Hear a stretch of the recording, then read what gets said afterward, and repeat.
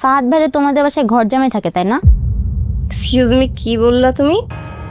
আবার বলতে হবে? আমি বললাম ফাহাদ ভাই তো তোমাদের বাসায় ঘর জামাই থাকে তাই না? তোমাদের মিডল ক্লাস মেন্টালিটি আর গেল না? না, ছোট মানুষ আছো, ছোট মানুষের মতো থাকো, ঠিক আছে? ভাবি আমি এইভাবে ছোট হতে পারি কিন্তু মনের দিক থেকে না আমি অনেক বড়। বেশি পাকলা পাকলা কথা শিখছো না? হ্যাঁ, কে শিখেছে এগুলো তোমাকে? এক নম্বরে বেয়াদব হচ্ছে একটা। এরকম রিয়াক্ট করে কি আছে? ছোট মানুষ বুঝে নাই তাই বলে ফেলছে। রিল্যাক্স। বাবা, আমি কথা বলবো না না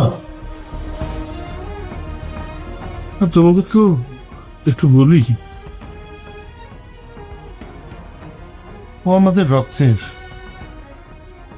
আর ছেলের বউ হিসেবে তোমরা আমাদের আপনজন। কিন্তু অহংকারে তোমরা যদি মাটির গন্ধ ভুলে যাও তাহলে ওই ঘরটা আর ঘর থাকবে না, শূন্য দেয়াল বেঁধে পেয়ে থাকবে।